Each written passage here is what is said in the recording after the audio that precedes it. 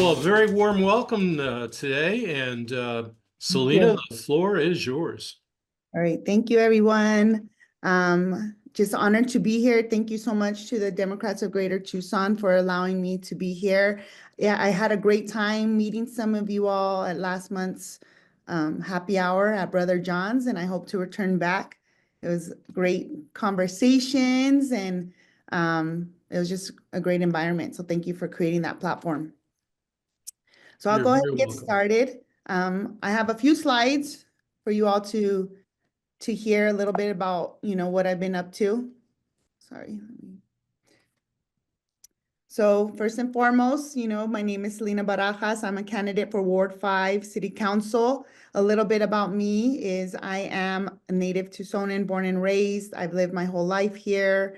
As far as I can go back to those 4 generations, probably further back here, my family's been here since this was considered, since it wasn't the United States, since it was Mexico. And the deep roots that I've been able to establish here is what has carried me on to do a lot of the work that I've been doing. I am a proud product of our public schools here, both Sunnyside Unified School District and Tucson Unified School District. I did my undergraduate degree at the University of Arizona, and I studied sociology. At that time, I wanted to be a social worker. My grandmother was a foster care mother and her mother, so my great grandmother, and I just saw that care and comfort when the foster children would go into my grandmother's home. And I saw the importance of a social worker in their lives, and I thought maybe I'll be a social worker. And then when I started to study more, systems of how a city functions and resources, I wanted to study urban planning because at that time I was working closely with a local community development corporation called Chicanos por la Causa, which is a statewide CDC here. And that's when I went out and I studied urban planning and received my master's at UCLA. I lived in LA for about a decade, worked in the nonprofit sector in the city of Santa Monica, and I worked for the government sector with city of Inglewood. I moved back in 2018, and I really wanted to bring a lot of the tools and again, conversations that I had in California, different models that were successful that I saw worked, different systems back to my hometown of Tucson. And this is where we're at now. I'm opening up a coffee shop, South Tucson's first ever coffee shop in the city of South Tucson. But it's actually South 22nd Boulevard's first locally. It's going to be the first local owned sit-down coffee shop. There's not one locally owned coffee shop, South 22nd Boulevard, which encompasses a lot of our Ward 5 neighborhoods. My husband and I are in that process of opening up a commercial building and attached with the bird butterfly habitat with Tucson Audubon Society, which is now becoming Tucson Bird Alliance. And that's going to be a green public space for our local community. That's been busy. The other hat that I've been really busy working on with my husband. And also when I moved back, I wanted to start a hiking club. So I started Reinas Who Hike, Queens Who Hike, where we venture off into Southern Arizona, different Pima County trails, national trails, where we try to bring new hikers into our beautiful, Sonoran Desert. And as cliche as it sounds, when I lived in LA for 10 years, what I missed most was the desert, our beautiful stars, our beautiful sunsets. I had conversations with several of you at Brother John's, and that's what you all told me that, why you're here in Arizona. I know a lot of you all aren't from Tucson, and that's what resonated with me when I left Brother John's is, the conversations around our beautiful landscape. So when I do have free time, I like to venture off with my husband and my 2 daughters, Sophia Luna and Mia Sol, and my husband Abraham, out into the desert. Another thing that I wanted to bring up that I saw the lovely map before entering our Zoom was, where is Ward 5? This is something that a lot of people, when when I introduce myself as a Ward 5 candidate, a lot of folks ask me, second question is, where is Ward 5? So Ward 5, in Tucson, there's 6 wards. This is the map of the neighborhoods within Ward 5. The northern point is the Miles neighborhood off Broadway. The furthest south, it reaches all the way half of the airport, our Tucson airport.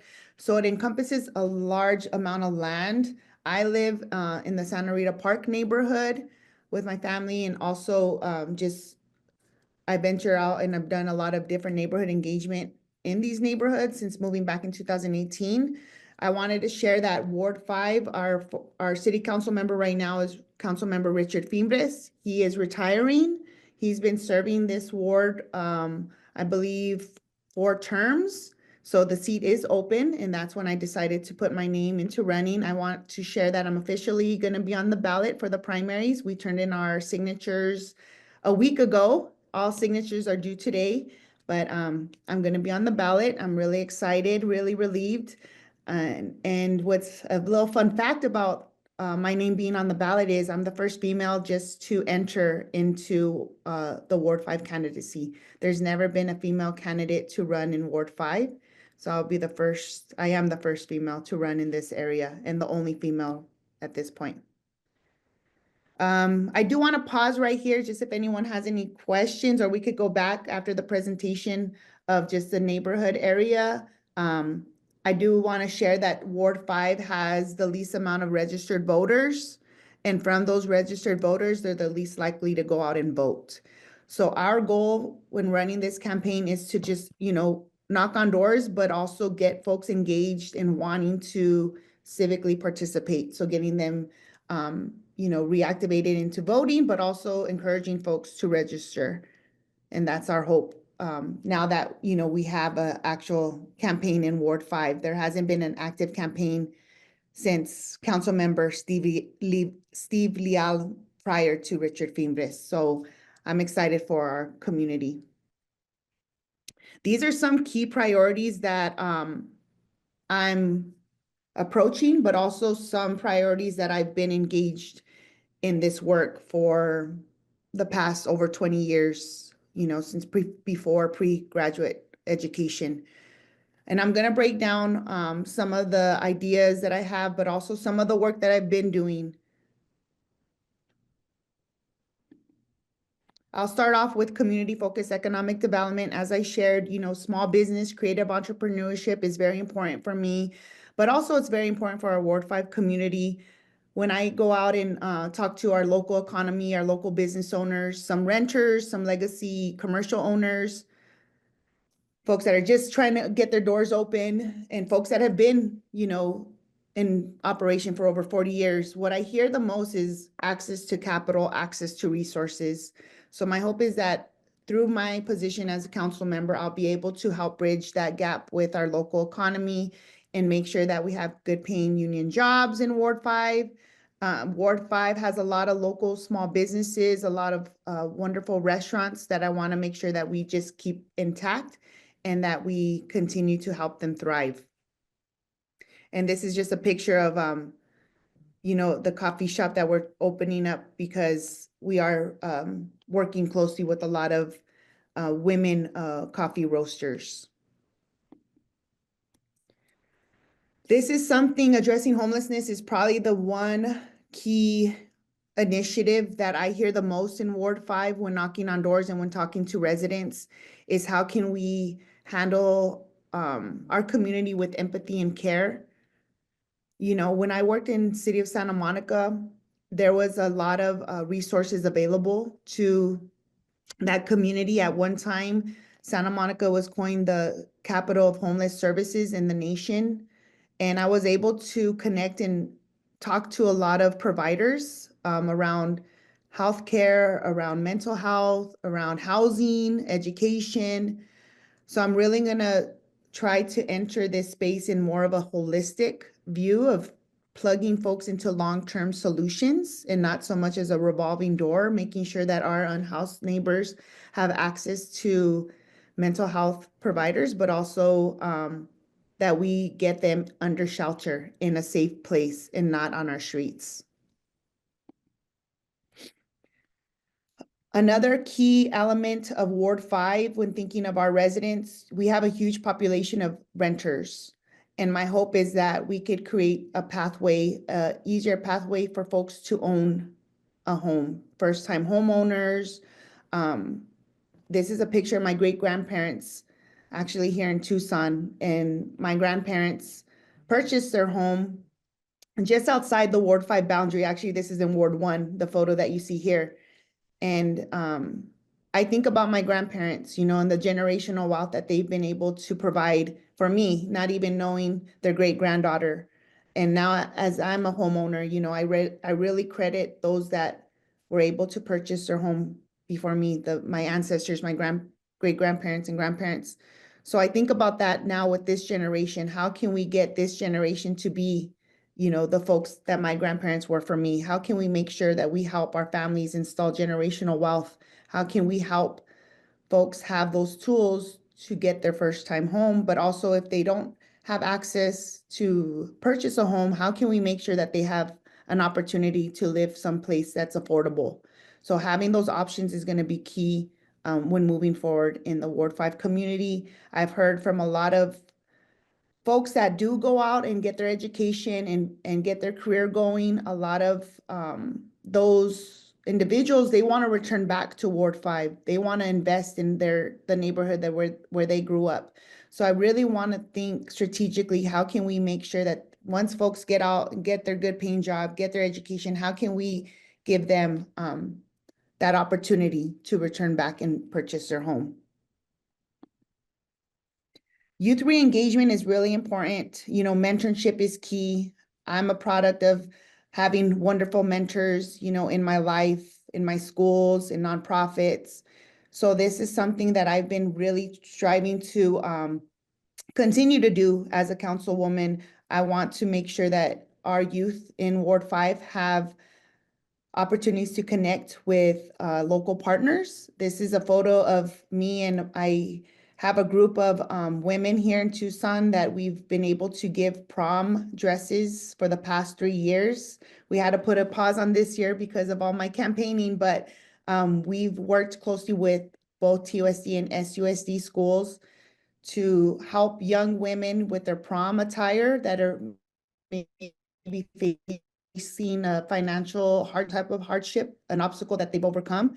But these young girls, we've awarded over 200 girls with prom dresses, hair, makeup, but also having them sit down one-on-one with some of our mentors as they go forward into their college education or job sector. And all these girls, they applied for our program, they were interviewed. So I'm really trying to figure out how can we connect with all our existing agencies in our local school districts, which are amazing. Sunnyside Unified School District, I work closely with Sunnyside Foundation, TUSD, my daughters go to TUSD local Ward 5 school. I really want to ensure that our youth have the opportunity to engage in civic action, but also just so they have the opportunity to ask questions, to learn, and to be a part of, our beautiful city. Currently, I work on a lot of environmental issues. I want to ensure that our community has clean water, clean air, access to public lands, green space, parks. This is work that's very important for me because it's personal. It's really important that our Ward 5 residents have this intact, because we want to ensure that it's a healthy environment for them. If you all don't know, Ward 5 is probably, I have a map. I attended the Heat Summit forum a couple months ago, and I was able to see on a map that our Ward 5 neighborhoods are probably the hottest neighborhoods. I don't want to say probably, they are the hottest neighborhoods in all of the county, just for different reasons, the heat island effect, also the lack of trees, a lack of green infrastructure. So my hope is, as a council person, I'll be able to advocate of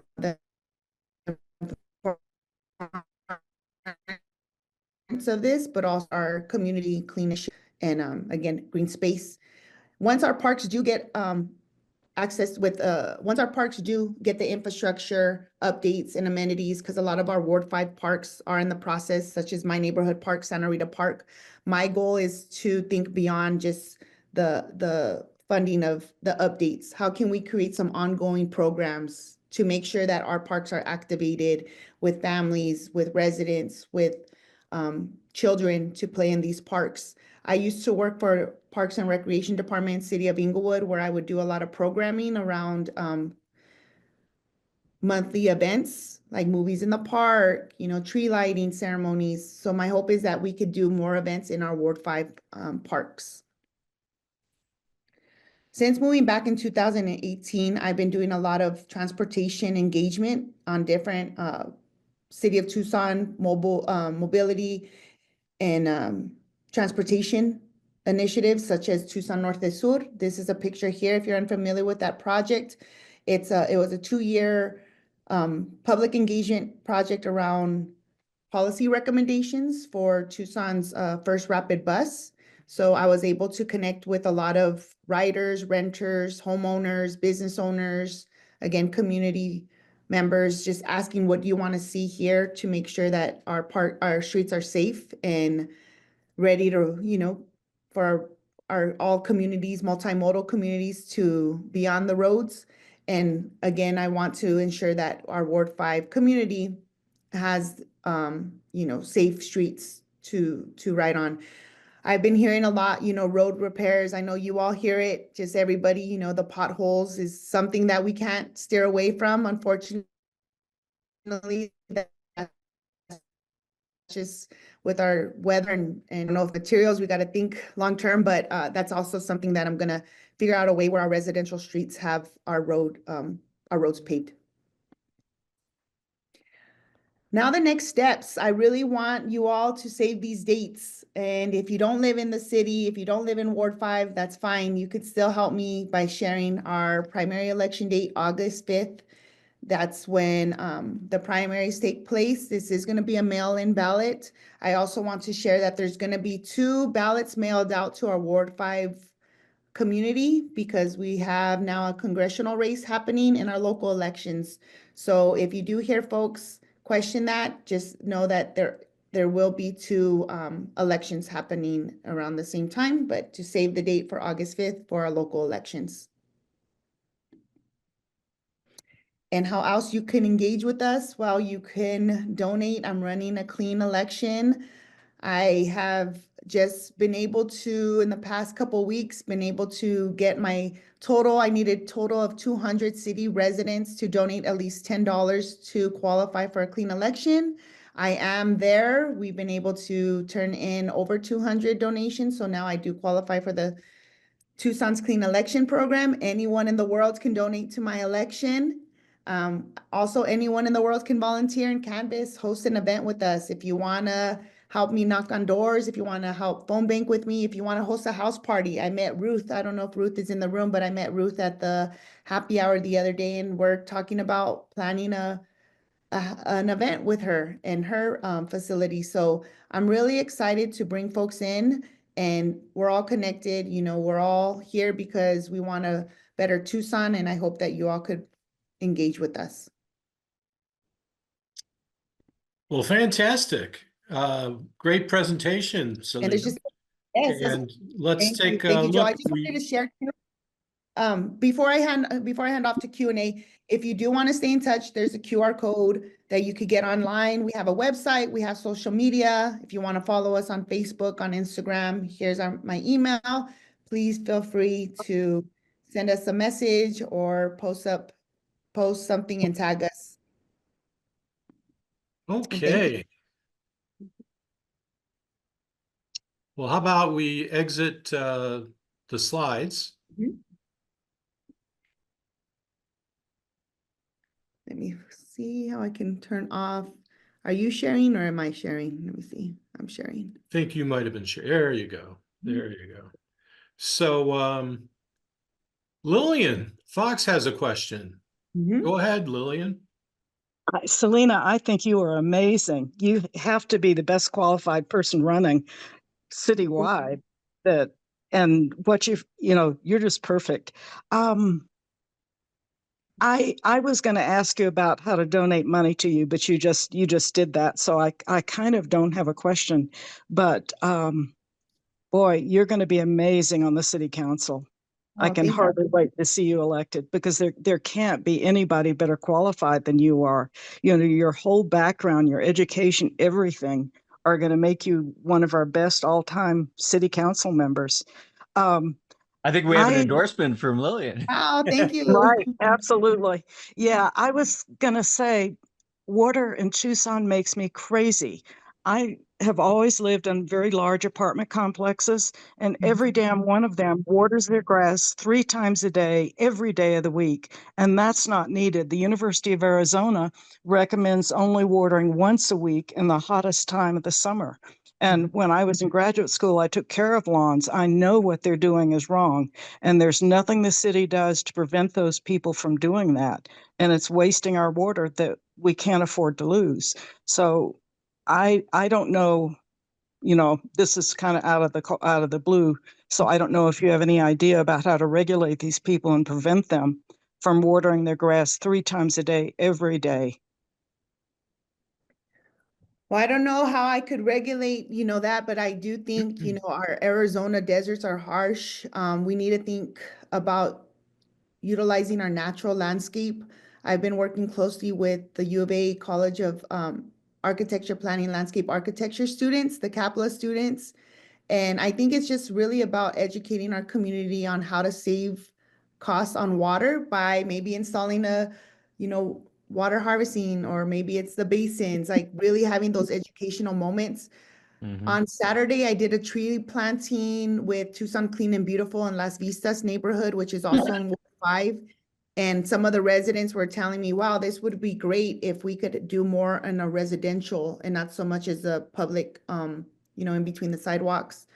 So I started to think, wow, yeah, we should be doing more with our residents on just the education piece. I think it's really just about educating our community and having folks share, the tools. So thank you, Lillian, for that, because I would One of love. the Mhm. One of the things I would say, TUSD spends $1.4 million a year on reclaimed water, watering the grass at the schools.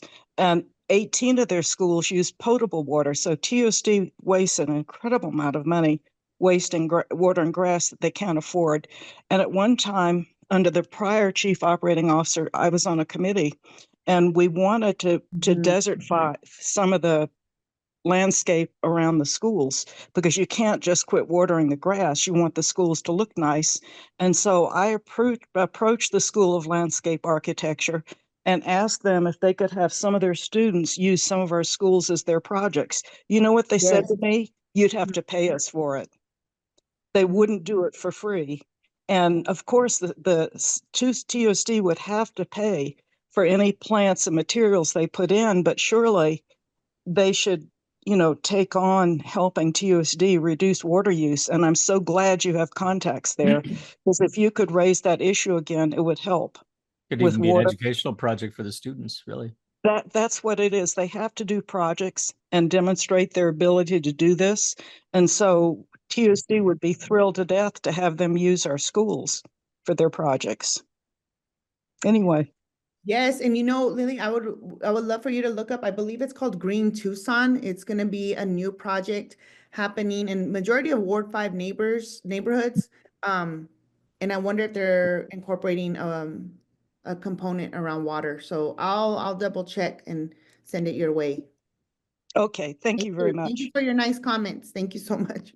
And just a tip for Selina, there are many municipalities here in the desert Southwest that do have regulations around irrigation of landscape. Things like if you have an overflow that ends up in the street, you can get a fine. If you're watering too often, you can get a fine.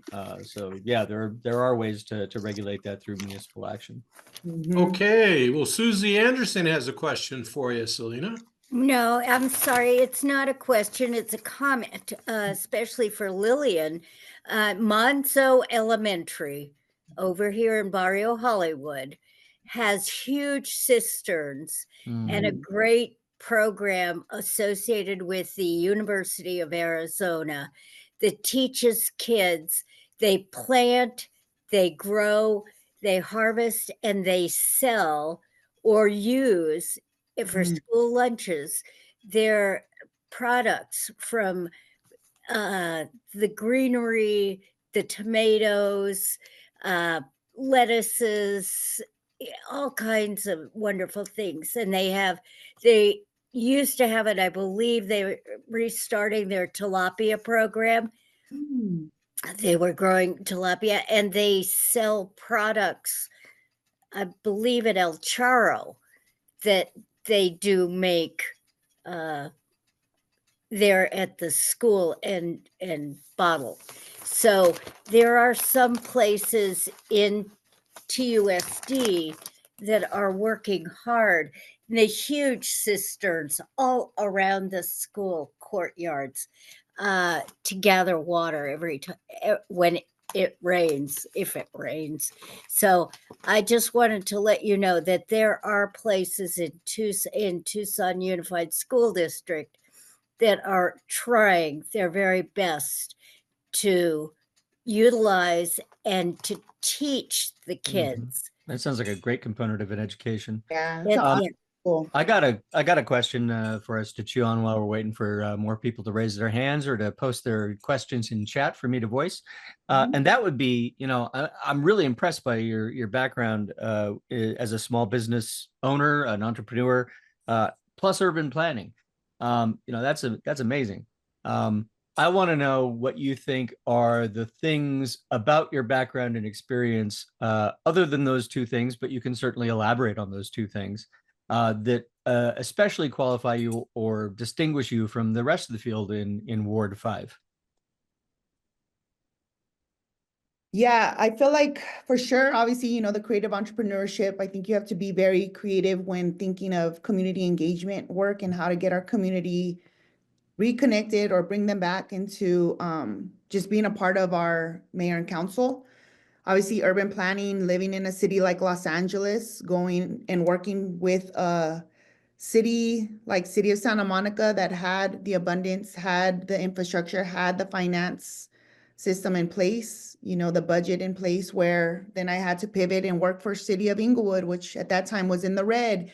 This was pre the Forum, pre NFL stadium, pre Clippers. There was a hiring freeze for 20 years when I started working for that city. So I got to really see how that city transitioned into thinking long-term solutions. So they were able to kind of pivot while I was working there for the time. I feel like with my background of the nonprofit sector and the government sector, and now being an entrepreneur, and even here in my hometown, working with a local foundation like Sunnyside Foundation, but also working as a freelance contractor, no longer, but I was working for about 4 years with the City of Tucson Transportation and Mobility Department. So looking already at the neighborhoods and hearing from our stakeholders. So I've just been really doing a lot of work on the ground level while I've been here, but also before I left and moved to LA. But even while I was in LA, I would come back and forth to Tucson so much that I felt like I had never left. So my background is just very diverse, and I could work with a lot of different populations from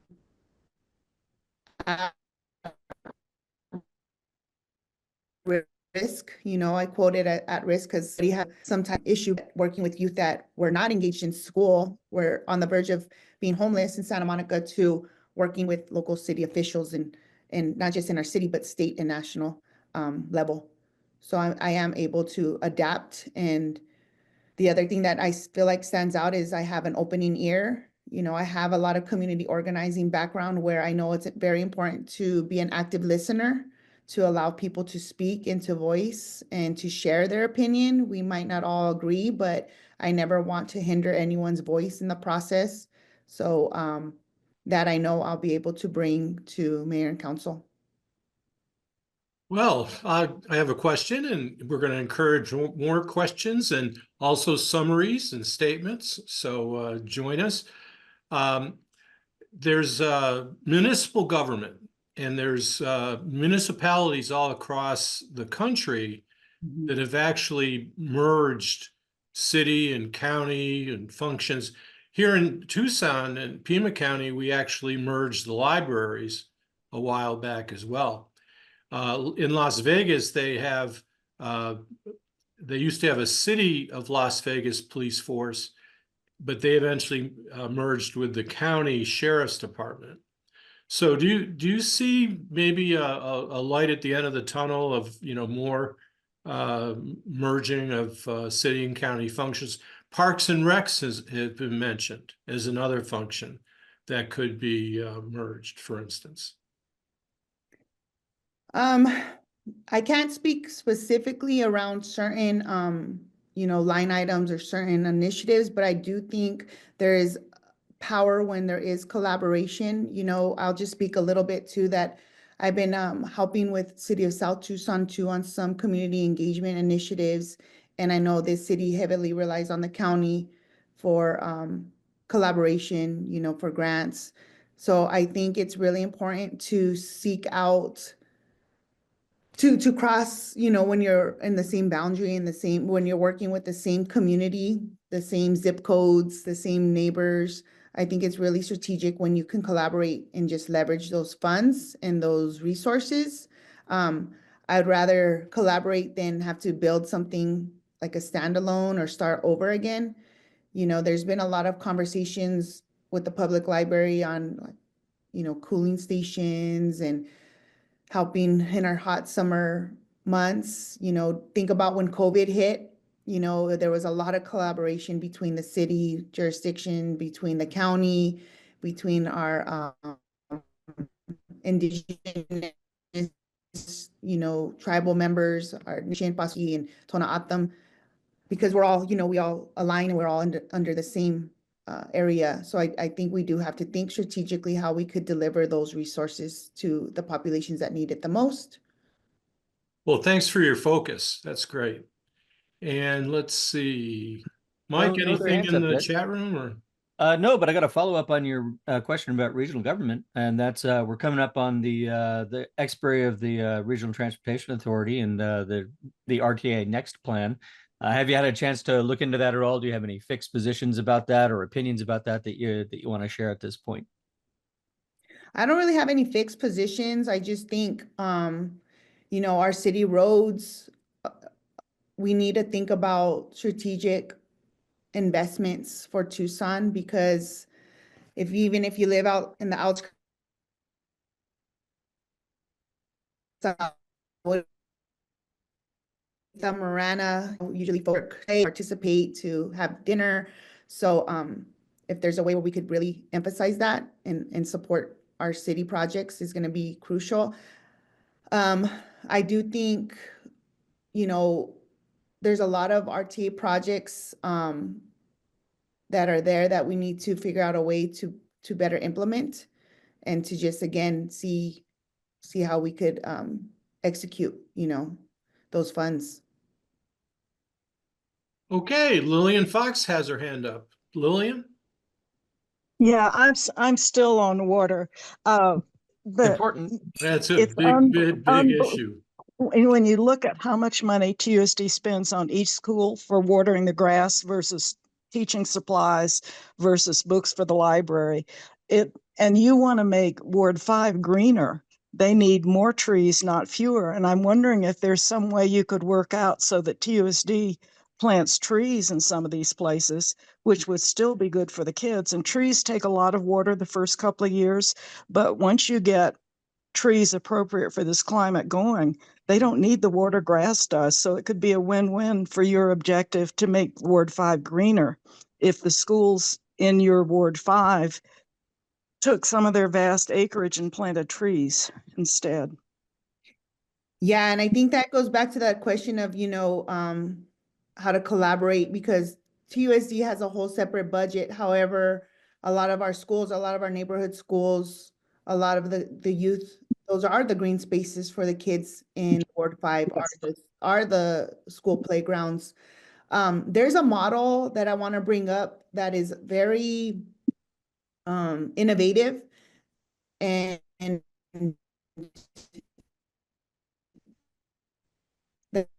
that I in this collective there was a vacant school or a school that wasn't in use, Julia Keene Elementary School. So it's Right. Julia Keene, they have a Midtown farm. If you haven't had the opportunity to go visit this farm, I would highly recommend that you support and go visit this farm. But the young leaders of this group, they actually went to Julia Keene. They live in the neighborhood and they're investing in a lot of the the projects that we're talking about, you know, like rainwater harvesting, they put native plants. They have a farm where they're growing crops. They have chickens. They're just doing an amazing job with this school site that it's no longer, you know, used as a school facility, but they're using it as a public community space eventually. And it's in process because it's in phases.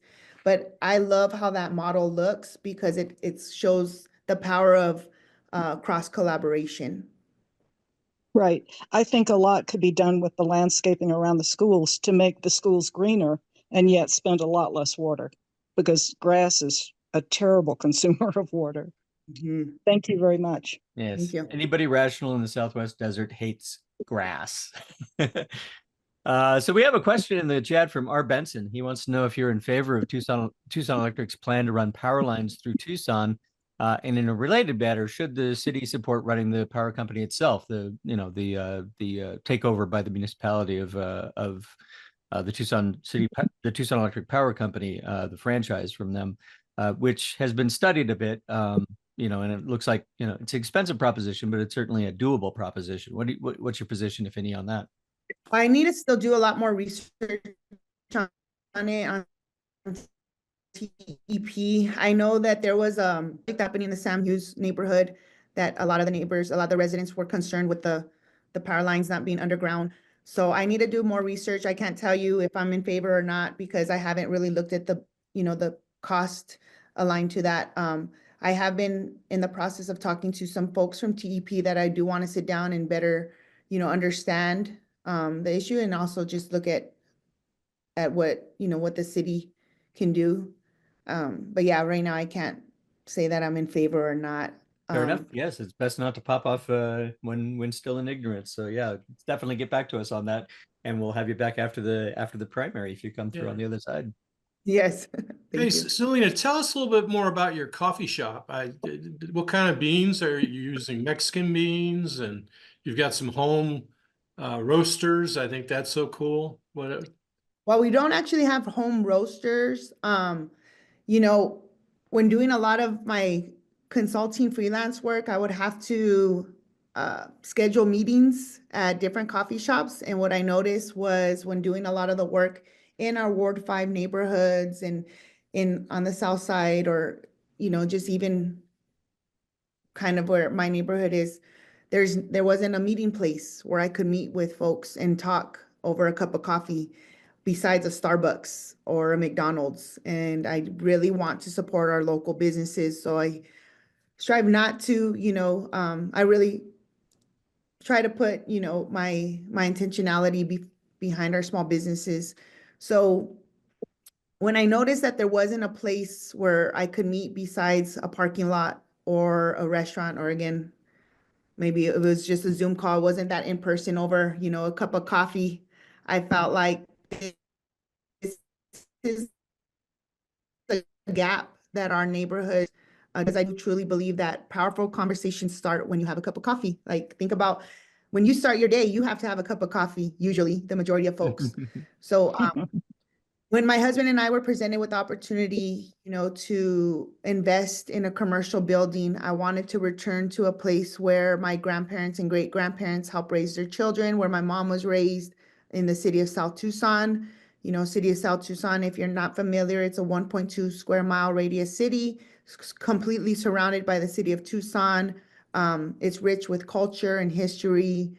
They have the best and oldest Mexican restaurants in all of the county. However, there's not one locally owned coffee shop. And we started a process 2 years ago of purchasing a commercial 50+ year historic building, which was called Ray and Sons, then formerly and then it became Balloon Land. So it was a tire shop, party store, and now we're creating it into a coffee shop.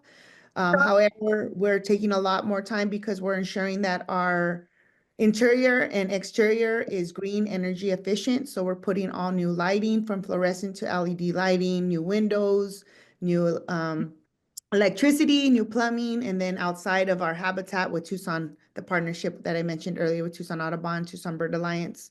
So that project is pretty much complete. We've been able to secure some grants for Tucson Audubon to create this bird butterfly habitat. And while at the same time, we're trying to update and upgrade our 3,000 square foot building. When thinking about our roasters, I really wanted it to be a local roaster, female, specifically a female of color. However, there's not one in the entire state of Arizona that I could find. I've worked closely with a couple different coffee consultants helping me find somebody, but we've been able to find a roaster called Little Waves Coffee Roasters. They're actually based in North Carolina. It's women-owned, women-operated, which was important for us to do. And their beans are from different countries, from Ethiopia, from Mexico, from El Salvador. So they have different farms, different relationships with the farmers, and they were the micro roasters of the year in 2022. So I want our community to not just have coffee, but quality coffee. So I want it to be something that our community can return back to and be proud of. Every cup that they drink, they're going to know exactly where their dollar is invested in. And Sounds what's the delicious. capacity that you can serve Coffee wise or just our building? customers? Well, our building is about 3,800 square feet. Half of the building is going to be the coffee shop, and that's where we're in the process right now. It's not open yet. The other side is going to be more of a multi-use facility for folks like nonprofits, other entrepreneurs to have meeting places We for found you a new all. place to meet. You all could have a meeting there, not a happy hour, but maybe a coffee happy hour. Mhm. Maybe later on we'll get into wine and beer, but not right now. And just again, a facility where folks could have conversations and learn and talk and educate, you know, and just share knowledge with each other. So that's going to be the other side. So eventually, but April 27th, I will share. I haven't shared publicly, but we're going to do a ribbon cutting with our habitat area. Miss Myers Soap Company invested in our habitat area.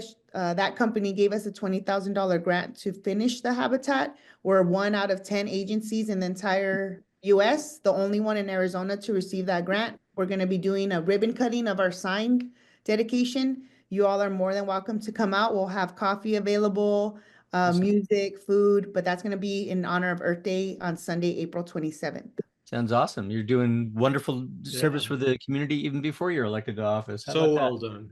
And speaking of South Tucson, I just wanted Well, to you know, do a it was little important- programming note on that. And that's that we had Roxana Valenzuela at our last happy hour. You could have met her there. Young, new, dynamic mayor of South Tucson. Awesome, awesome young lady. And I have a Yes, question in the chat. Mhm. Jose Munoz wants to know, do you plan to ensure that historically underinvested neighborhoods, in Ward 5 receive equitable investment in infrastructure and public safety, especially as Tucson continues to grow and develop? Yes, for sure. That's always been my angle, is making sure that our Ward 5 community, especially those, you know, Ward 5 has been underinvested, undervalued, that I want to make sure that they're getting the proper care, and not just the proper care, but the quality care. It's going to be crucial for our Ward 5 community to thrive when they have that tools and advocacy. You know, I want to bring that to light, because Ward 5, going back to my presentation, we haven't had the most voter engagement. But deeper than that, you know, I want to figure out a way to get our residents involved in commissions and committees, to also be a part of planning the budget. You know, I'm really inspired by Vice Mayor Lane Santa Cruz and their participatory budget method. You know, having the community send out, you know, what they want to see, and then having residents vote on that. I think that's a powerful tool, powerful model that we can ask the community what they want to see. Because, you know, you're right, Ward 5 area is growing. If you look on the map, I don't want to make the assumption, but just based on the map in my urban planning lens, it looks like Ward 5 has the most underused land. You know, it's really developed. It's becoming more and more developed every single year. You know, I see buildings come up. I see big commercial properties like the Costco's Tucson Marketplace just grow rapidly in the past 10 years, that I do think Ward 5 is going to have a huge influx of new residents coming in and new businesses. So we do need to think long-term of how to ensure the public safety of our Ward 5 residents. Okay, Lillian has her hand up. I know. I never shut up, Okay. as Selena knows. Oh, we're gonna have Uh, to get coffee, Lillian. okay. I'm back to the schools again. The schools ought to have butterfly gardens. For years, I took care of the butterfly garden at one of the local churches, and butterfly gardens are fascinating to kids, teenagers and kindergartners, everybody. And that would be a better use of some of the land that's around these big schools. The other thing I was going to ask about, homelessness is such a serious problem. Yeah. And a lot of times people just assume they're all drug addicted, and some of them are, but also some of them are people who work at lowly paid jobs and they can't afford what the rents have become. Do you have some ideas about what we can do to reduce homelessness or help homeless people? Great question. Thanks, Lillian. This is like the question that I think about every day, and every day that I move forward into this campaign, because I see it, I see it down every street I drive, while taking my girls to school or while just doing my errands, living close proximity to Santa Rita Park. It's something that I want to figure out how we can help our neighbors, our unhoused folks with shelter in place. I feel like every time I drive by the park and I see 106-degree weather, which is fast, it's approaching very fast. We're going to see this weather, these temperatures happening in the next couple of weeks, that I don't want to see these folks in the ground. I don't want to see them laying down. I don't want to see them in the parks or in the bus shelters or underneath, a shaded tree. I hope that we can find a shelter where they could stay long term. So some things that I've seen that has worked, and it's not going to be a magic wand poof, it's going to be solved. But I think it's going to be a lot of collaboration between the existing agencies. There's a lot of existing agencies that have some resources. I'll name a few that I've been talking to, not just since announcing my candidacy. This is something that I feel is very important, that we figure out long-term solutions. But in the past few years since I've been back, and I've talked to agencies like, La Frontera, Primavera, COPE, Gospel Rescue Mission, Casa Maria.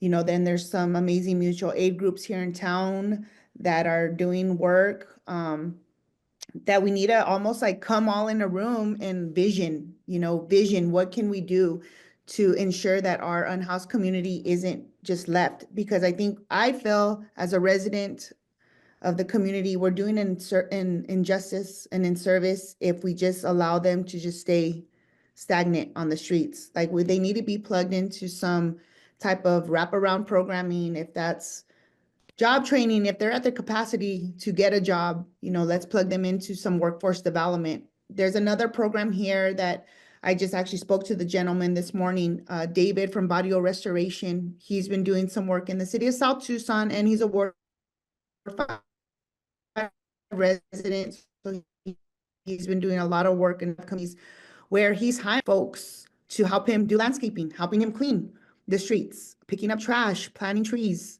picking up debris. And he's paying these folks, and it's almost like a entry program in the hopes that long term they could get plugged into some possibly, longer, more concrete positions. But just that's one model that I think about, like, how can we start with that one seed and then grow it? I think we also need to talk about how our women, our unhoused women, are going to have to seek out more services. I attended an event the other morning, I believe is the League of Women Voters, and I heard that out of Emerge, the woman that spoke at Emerge, she said that a lot of the women experience domestic violence issues, so they don't feel comfortable going to these shelters. So that's another element. There's so many layers where we need to have these conversations. Families, I've worked closely with a young mom that she told me she couldn't be in a shelter because she had 3 children. So we need to really figure out different types of solutions, because there's not going to be one quick fix. It's not going to be one magic wand, one whoosh, everything's going to be figured out. It's a very complex issue, but I think when we unravel those layers, we could figure out some solutions. And then going back to my experience of working in Santa Monica, working with the youth that we worked with, we identified a key core youth and we really went name by name. How can we plug them into services? Oh, this young man needs housing. Let's plug him into housing. This person needs a job. Let's get him a job. This person needs therapy. Let's plug him into therapy. Oh, he needs therapy and he needs some clothing. Let's take him shopping. So I don't know if there's going to be like a list that we need to go name, but I do think we have to cater to person that's on the streets because it's going to take a lot more time, a lot more resources, but it can no longer be a revolving door. Okay, Pat, would you like to announce something?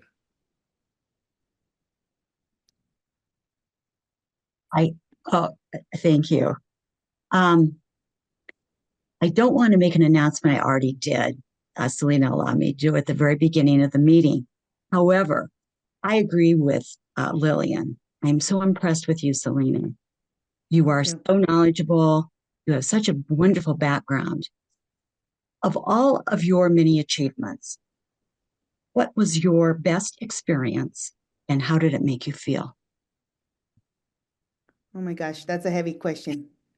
Every time I do like an event, I'll get really emotional because it's like I'll manifest something and then something magical happens where I can't put it in words. But, I think most recently, this kickoff that I had with my campaign was something that I'll be honest with you all, I was not thinking politics a year ago. And this is something I had with a conversation with my daughter actually yesterday, telling her how life can just change, from 1 month to the next month. I've always been engaged in my community and I've always thought, I could continue to stay involved in that way. But when I decided to put my name into running for city council, I had to really pivot and think of the approach and what I want to do intentionality wise. So the kickoff was something very intentional for me.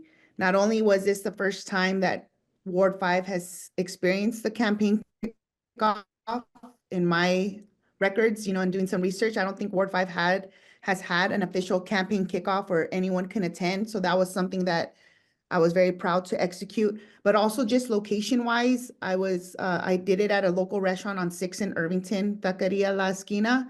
And I wanted it to be there because I have so much history in that core area of Irvington and South 6th Avenue. My grandfather, he was a vaquero and he was a part of the rodeo grounds. My dad, my brother, my nephew, my niece, my sister, like I have deep vaquero roots. So that's why if you see the horse and how I launched, that's the reason why. And my nephew actually won the rodeo that weekend. So it was an even prouder moment as his tia. And then, the history of Rudy Garcia Park and learning the history of that gentleman, who Rudy Garcia was, and then looking across the street at El Pueblo Neighborhood Center, where I spent many years as a youth doing Flocorico, to attending civic engagement events as a young, high school leader, to walking the recreation facility with my grandmother and my mom. So it just brought back a lot of emotions for me. And then having my parents there, I know my mom's here in the room, but seeing my dad and telling me that he had never heard or seen an event like that before and was able to experience something like that. And he grew up just down the street from where that kickoff was. So I felt like at that moment in time, there was no more doubt. It was really like, this is where I'm supposed to be. And seeing all the faces and then having the kids come up on stage with me was a proud moment for me because they are our future of our community. And I want them to resonate with what I'm doing, but also so I could pass on the torch to them. Like one of them that is in the audience, I just feel like I've been blessed with awesome mentors and folks that are guiding me that I want to continue that legacy for them. So that was one of my proudest moments as a recent. Wonderful. That I could share. Wonderful. Well, everybody have a great day and keep the faith. Thank you, everyone. Thanks so much. Bye.